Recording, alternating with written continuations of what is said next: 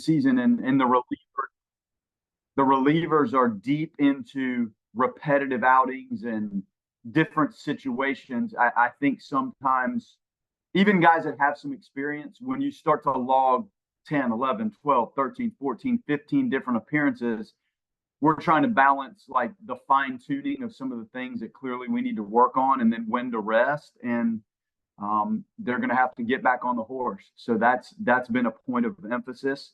Offensively, has been a little up and down lately. I think it'll be nice. I know I'm looking forward to Chase Williams having an opportunity to get back onto the field. So I continue to discuss the dynamic nature of what he does, and that's a huge part of what we thought would help us this year. We've got 9 guys on the injury report, and I'm sure we're not alone in that, but trying to keep guys healthy and keep people available on the field is a challenge when you get to this time of the year. And as these players advance into professional baseball, it becomes that much more challenging to learn how to manage body and work and how to play the game in a manner that allows you to stay on the field. So clearly we're going through a little bit of that, but we'll have our work cut out. They've got a couple guys that really run the bases well. Like most good teams, they've got balance in the lineup. You're going to have 3 or 4 good left-handed hitters. I think their most dangerous guys might be right-handed, and those guys also run well. Good variety. They throw a lot of strikes on the pitching side of things. Very good strike out to walk ratio as a staff. Good young left-hander that they've started. So again, work cut out, and this is what this season will look like from here on out. So we have to be on point with everything. Jamie, Bellini, Mendez. It was good to see Jamie kind of start to recapture the consistency and a little bit better command. We need that to continue. Bellini never got to the good breaking ball. He just could not quite find that and land that. And honestly, out of the gate, you guys were probably looking at me like I was crazy. I thought Mendez had as good a stuff as he's had going into a game early in that game. And it just seemed like Wake Forest was on everything, and they were spitting it. Some of the secondary pitches, we couldn't consistently land them. And that got away from us a little bit in the last 2 games. But reset, long day of travel. I think we're Atlanta, Roanoke, and then bus from Roanoke down to Blacksburg. So it'll probably be 8:30 or so until we kind of settle in tonight. So full day, but the guys are fine. This has been a tough stretch, clearly, but I sense no real out of the ordinary frustration with the group. And they have been consistent in stretches clearly throughout the year, and we've just hit a patch where we haven't been as crisp offensively, and then the stuff on the mound, just with the command and maybe getting underneath some of our breaking balls and not finishing pitches probably led me to allude to the fact of a little tiredness, and we lightened some of the things we did for them yesterday in hopes that no practice today. So by the time we get there tonight, I know the travel's tough, but they kind of had a day off from a throwing and workload sense. You mentioned how much that you guys have had to use the relievers. Just with that, how important is it for the weekend starters to eat up innings this weekend and moving forward like they had in those first 5 weeks? Yeah, it's huge. And, I rarely have gone into a season where you have we had 4 legitimate starters, and Rowan was built up to be the 5th, and it turned out to be Crest. And, with Crest down, Rowan was also down, and he hasn't quite been the same since he came back. So it just adds another point of emphasis to these guys to lengthen it out and go. And as that game was evolving Saturday, I'm sure, and we were asking ourselves the same question, like how much is enough for Bellini, because we were trying to let him capture it and stretch it out a little bit, even though it wasn't going well. We've seen him not get out of the gates, and then by the 4th or 5th inning, this guy's on point with everything, and it didn't get to that extent last Saturday.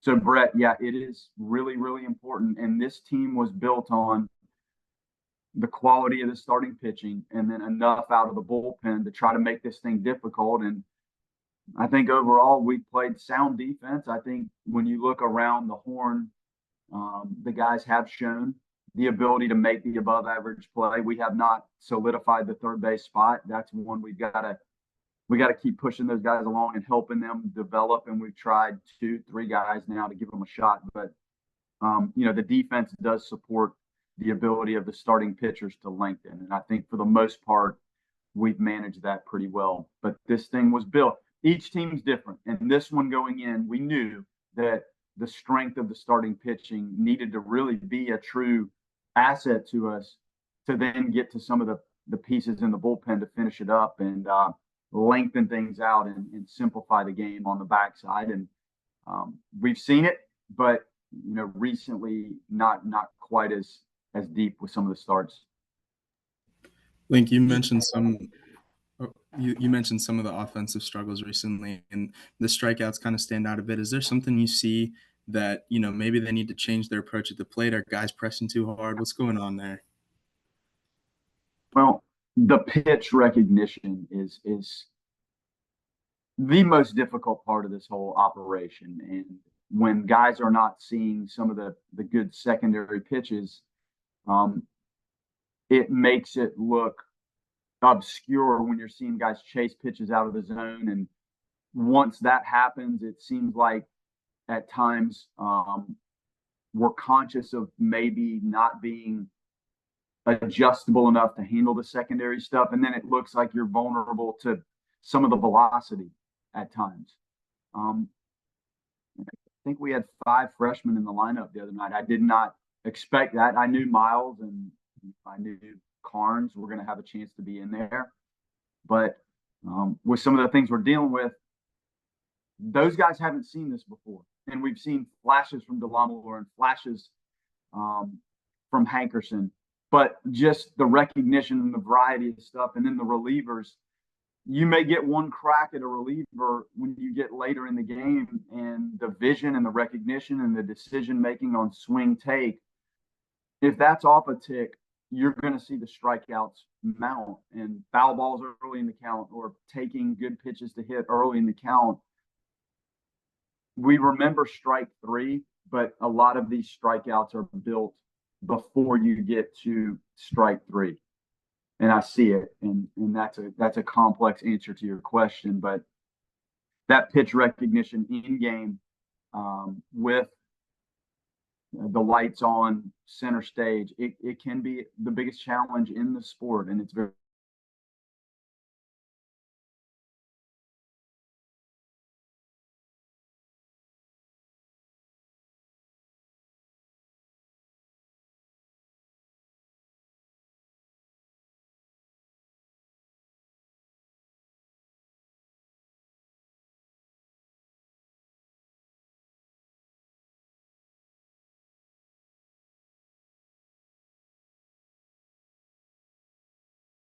average, and as they continue to grow and log pitches and see things, that improves a little bit.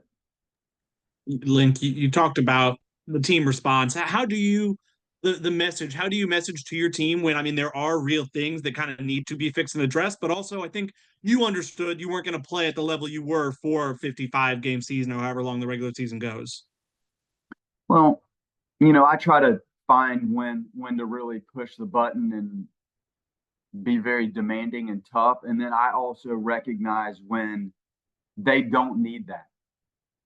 And I think controlling the atmosphere of what I feel and what I see is important.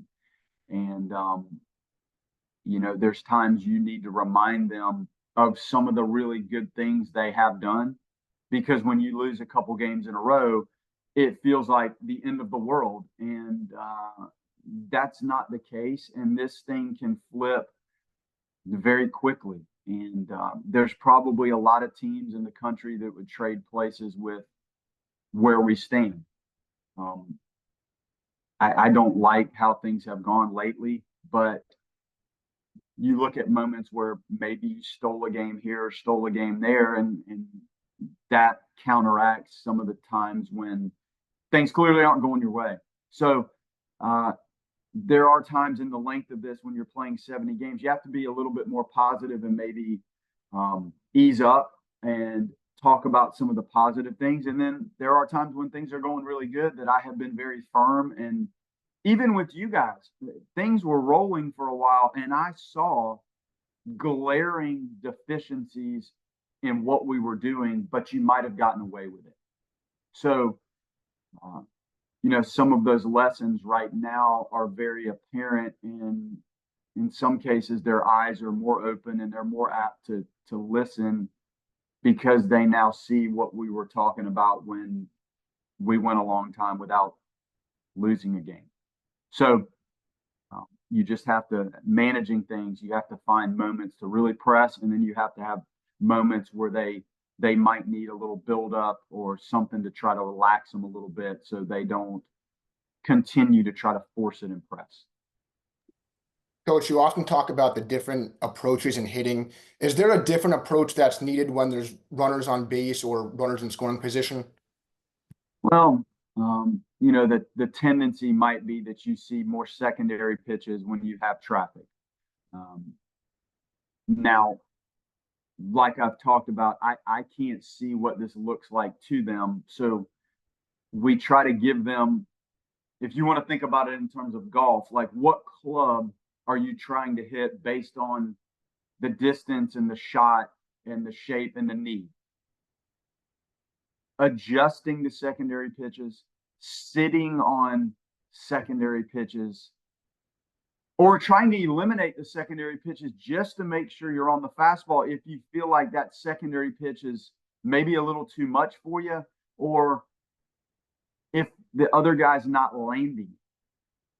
So you may tend to be a little bit more aggressive, and maybe you try to adjust to the early count secondary pitches to make sure you're putting pitches in play. There are guys that do go up there from time to time and feel like they're going to get a breaking ball or a changeup, and they kind of sit on that. So, Jordan, we try in game in the middle of those at bats. We're not giving them a signal of what pitch we think is coming. As a hitter, I did not want that whatsoever. And they do have data. So when they go into this stuff, they're going to have a great idea. You look at Virginia Tech, like most good teams, there's 10 or 11 arms in play. You can just go down the list and you know who those guys are. And we give them good heat maps. We give percentages so they have an idea.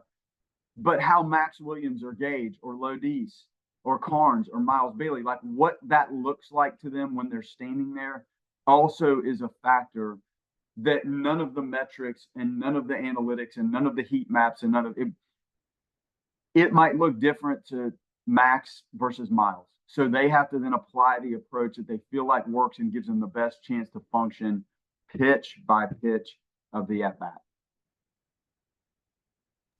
Coach, go ahead, Brett. I know you talked about the pitch recognition earlier when it comes to the strikeouts, but also with the lack of extra base hits the last few games. I know you talked about that in Gainesville. How important is the pitch recognition to that too? Because I think you've talked about you have the physicality to be able to produce that.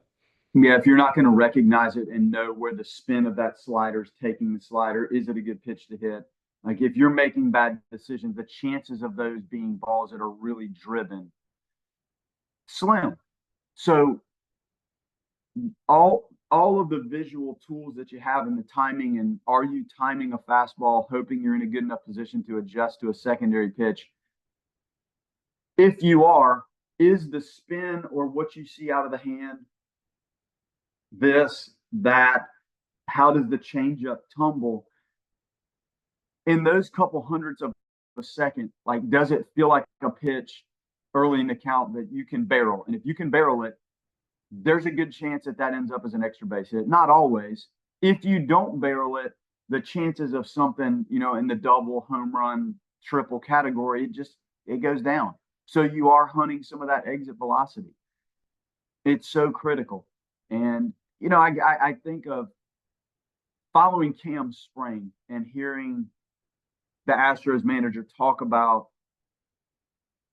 the things he did that showed that organization that he was ready to be a major league player out of the gate. That made me as proud as anything, because the things we were talking about, I almost felt like he was showing that group that he could do in game. And it's not easy. So critical. And you try to find things like, as you're watching that pitcher warm up, when you're standing on deck, then you're in the box, that leads you into a better opportunity to somehow time and track and figure out something. The earlier you can figure out that it is a secondary pitch, the better off you are. Is it a change in posture on a secondary pitch? Is it something you see with the hand, or does the hand climb a little bit on a secondary pitch? Those are that you probably see in the box. And the earlier you can see it, the better chance you have.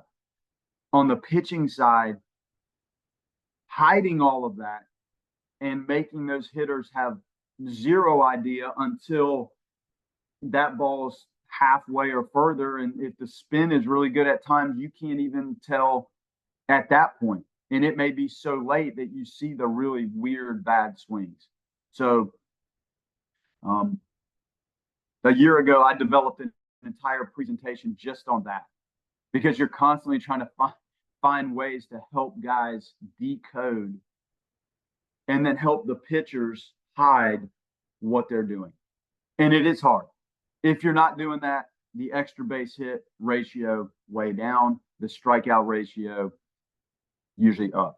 And the better the stuff, the better the velo, then the more urgency there is to make sure you're on time with the fastball. You become a little more vulnerable. So I call it the cat and mouse. And, that's what we're in the middle of. We're trying to hide it on the mound best we can, and we're trying to hunt it at the plate with all the visual tools you have. With a guy like Chase back, and not just the rest he can give somebody in the outfield, but his threat on the base path, how big is that, especially when what we're talking about, trying to generate some opportunity and some spark? Yeah, I can't wait to see this, and I don't know that I've ever coached a player that plays the game so fast and so hard that you're trying to safely get him through these games. Like the ways he's gotten injured, I've just never seen the explosiveness. I've never seen the collision at home plate, to watch that play and how hard he dove in there. And he shouldn't have. You don't dive headfirst into home plate. We all know that. But sometimes just the intensity of the game, it feels like that's the best way to get there. And it's hard. It's hard for guys to shy away from it. When we landed him and meeting with his family, I went down and met with the family, and I said, "This is an open book of how I like to play baseball. You've got it." So just the running and the threats, and he's not great with the short game yet, but it's coming along. It was just something he didn't have a great feel for, but I think everybody's pulse rises when that guy's at the plate. Defensively, it changes it. When that guy's on the bases, whoever's hitting is probably going to get a more distracted pitcher because of all the stuff that they know he can do. And the guy hasn't finished. He's got 19 at bats. So I'm trying the sliding, he's got to slide earlier. He's got to slide feet first at times. Even watching him in batting practice, he slid a couple times in his circuits around the bases. And I'm watching that because the guy slide. You don't have people that have to slide that early. Like you slide and pop up. Well, he needs to start his slide 20 feet out of the base to actually do it correctly at the end. And those are tricky things. So I haven't coached a player before where you're trying to find details of health and safety, but yet still let them go play their game. That is his game. Coach, you often talk about that you're not in a strike throwing competition. So I'm just curious, how do you balance pounding the zone and not giving up walks versus, throwing stuff out of the zone and making it look like a strike, but obviously, it's not for the hitter. Yeah. And I say that sometimes to calm them down a little bit because we're going to walk some people. I mean, Virginia Tech's been really good at it. And what have they walked? 156 people. So you don't want them to get to a point as a staff where they feel like they're aiming and hoping that we're throwing strikes. That's not at all the mindset I want these guys in at all. Statistically, does it add up when you're walking 6, 7, 8, 9? Of course it does. Of course it does. But you want them thinking of the execution of their really good stuff, not aiming and hoping. That's what I want. And if you're trying to throw as many strikes as you can throw, you're probably not like pitching. And there are times when these things cannot. We got burned on an 0-2 pitch the other day. So when I say it's not a strike throwing competition, like that ball was supposed to bounce on home plate. And that ball was center cut and Lawson hit it off the scoreboard. I think it was Lawson. So you have to be able to get it in the zone at times, and then you cannot have it in the zone at times. So you are trying to get maybe chase strikes, but from a targeting perspective, you have to have the periphery of the zone and above the zone. And at times, man, you might have to challenge and ram it right in there, but there are times it cannot be in the zone. Cannot be in the zone. And when I told you guys the other day, I couldn't tell at times if we're pitching out of a 2-0 count or an 0-2 count. Yeah, some of the things that happened Tuesday night were examples of that. Like the 0-2 breaking pitch cannot look at all like the 2-0 breaking ball if you're going to get good hitters. So that's my point with it. And I don't want the guys to go out there like hoping that they're throwing strikes. Go pound it and execute with your best stuff. And if it's not good enough, we'll go get somebody else. That's kind of been my point. I don't want them to pitch scared. You mentioned earlier you have 9 guys in the injured list. I think one that we haven't asked you about is Holtz. Just I don't think he's been available for a little bit. Just where's he at? He's probably at halftime of the getting better. There's not even really a target date right now. So weird. He's got a weird thing, and it's not a traditional like arm problem. It's a quirky one. So I don't think we're close yet. We're not close on Blade and Plane yet either. I hope Jackson West is coming along. Yeah, that's just a spark he brings. Whether it's catching DH and whatever, it's just a nice spark to have. I don't know yet. That's kind of a day-to-day thing on how he actually feels. So we'll see. Yeah, but it's a lot. You start on this thing and there's 2 guys on the injury report, and it just all of a sudden it lengthens out. Phil does a good job with the email. We have guys in different phases of recovery, and it's a lengthy document right now. One other guy I know you have, I think a few weeks ago, talked about Evan having a decision to make. I guess has a decision been made? Is that still up in the air?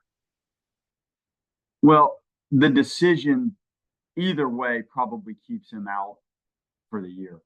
So he's got to decide what he wants to do, but I do not see him participating again this year. So tough, man. You're rolling, things are good, and then that dang Tuesday night at home, you got kind of the buildup of how things have gone, and tough for the kid. Tough. You mentioned the spark that Jackson gives you with the way that he approaches his ABs. Getting Jason the lineup on Tuesday and kind of a similar profile to Jackson, was that kind of the reason that he got the opportunity to get his first start? 100%. 100%. And the other guys are good. They're good players like Fisher and McCauley. They're good players. And I feel guilty because I haven't quite gotten it out of them yet. I haven't. I've seen flashes. We did not play good defense over there. And Fisher's he's a savvy, good baseball player at any of those positions. I think those guys are pressing, And my intention by trying to figure out what's right is not to force them into pressing more. It's an obligation to try to help the team solidify what we're doing. And Barberi, the matchup, just at least out of the gate, really favored the left-handed hitter. And Jace, every time he's gone in there, he's competed and battled like West. So we tried it and made a really nice play, and kind of another funky ground ball play he made. And, unfortunately the double play balls were what they were. I questioned myself, even with one out, should I have asked him to maybe, try to base hit bunt or do something? But I was so eager for this kid to get in there and get some ABs. And I thought maybe there'd be something, he shoots a ball into left field or some of the things we've seen him do. He's going to be a really good player for us, Jace. And the other two are really good players. I just have to do a better job of trying to help them, bring that potential onto the field a little bit more. And, that's on me.